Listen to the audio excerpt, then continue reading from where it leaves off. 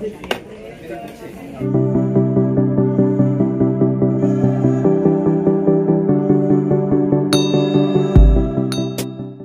my loves! Welcome back sa aking channel at para naman sa mga taong hindi pa nakakilala sa akin, ako po si Gandang Pilipina sa Espanya. Welcome to my YouTube channel.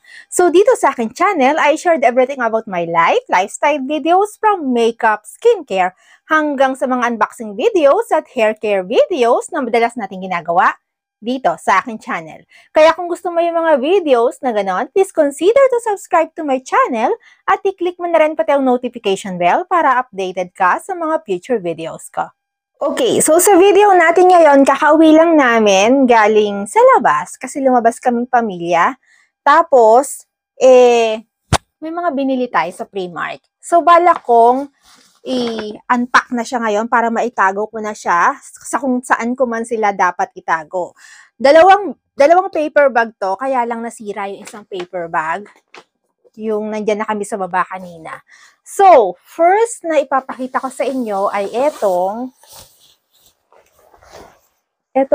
may pagka-raincoat siya. Kasi yung material niya, ayan o, hindi siya leather.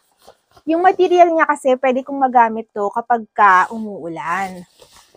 Wala pa kasi akong ganito. At ngayon kasi, pa-change ng panahon, madalas umuulan sa hapon. Ayan. So, napabili tayo.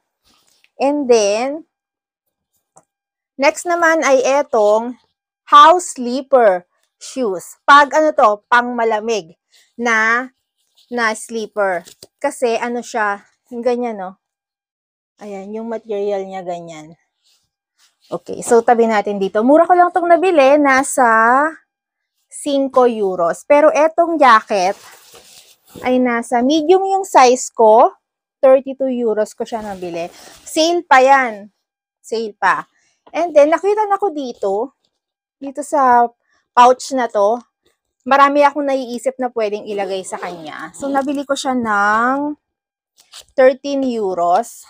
Ayan. And then, sa loob, ipinasok ko kasi yung iba sa loob. Ayan. So, bumili ako ng glycolic acid or exfoliating toner. Tapos, ang main ingredients niya ay 4% glycolic acid. Tapos, may kasama siyang ginseng and aloe vera. So, sa Primark ko to lahat binili. Tapos, bumili ako ng inner thigh. Na leggings, pang loob. Kasi nga mag-winter na dito. So, kailangan ko talaga ito. Kasi pag winter kasi, lamigin talaga ako. So, kaya kailangan ko nito. Kapag palamig na. And yung winter time na talaga. Tapos, bumili ako ng work pants. Yan. Ang size ko sa work pants ay extra small. To kasi, sa men's section ako nakakita. Sa women's section kasi, wala akong nakita na ganito. Kaya pumunta kami ni husband sa men's section. Doon ako nakakita. Pero ganito kasi yung hinahanap ko, yung malambot yung tela niya para nakakilos ako. Tapos, may mga packet. Ayan o. May mga packet siya. Gusto ko kasi yung ganito para marami akong mailagay, just in case. Kasi kapag nagtatrabaho ka naman, di ba, wala yung mga gamit mo yung personal, important na bagay na nasa bag mo, hindi mo siya pwedeng dalhin yung bag mo. Kaya pwede kong ipasok dito sa mga packet na to. And then, nakita ko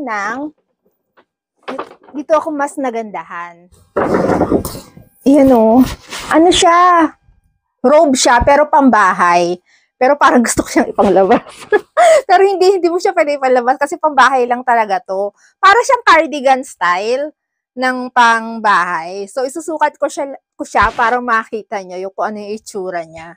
Ayan. Okay, so first natin isusukat ay etong raincoat or winter coat siya. Pwede din kapag palamig pa lang.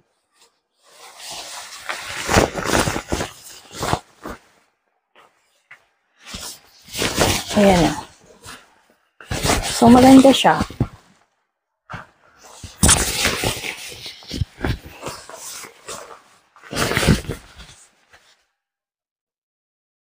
And then, ang nagustuhan ko dito, meron siyang mga packet. Ayan, at yung packet niya malaki. Hindi siya yung masikip. Maluwag yung kanyang packet. And then, meron double lining siya. Double lining to. Ayan. Double lining siya. And then, bukod sa kanyang zipper, may zipper to kasi pwede mo siyang isara. Bukod sa kanyang zipper, merong buttons. Itong part na to. Ayan. May button siya, tapos pwede mo ring i-zipper. Ayan.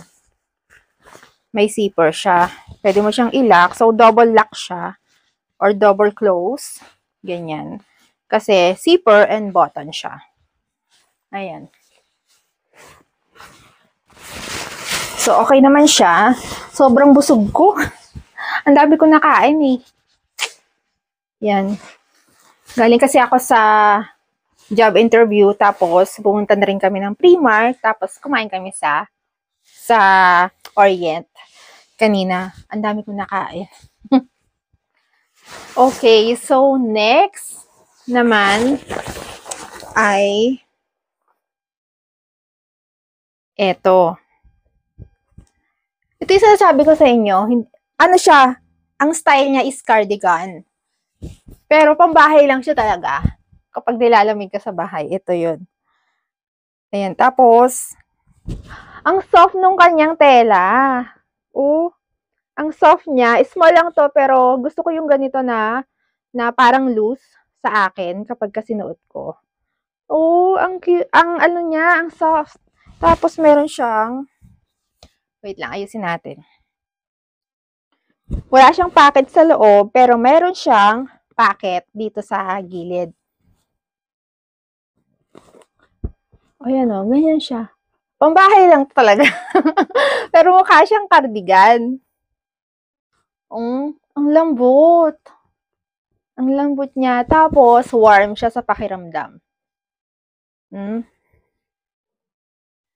Okay, so thank you for watching, my loves. Kailangan na nating tapusin ito kasi medyo late na dito. Plus, kailangan ko na maghilamos kasi hindi ako pwedeng matulog nang hindi naghihilamos. Pero bago tayo magtapos, kung bago ka dito sa aking channel, please subscribe to my channel at i-click mo na rin pati ang notification bell para updated ka sa mga future videos ko.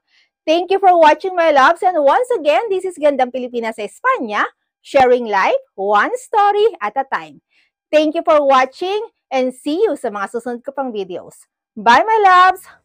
Thank you!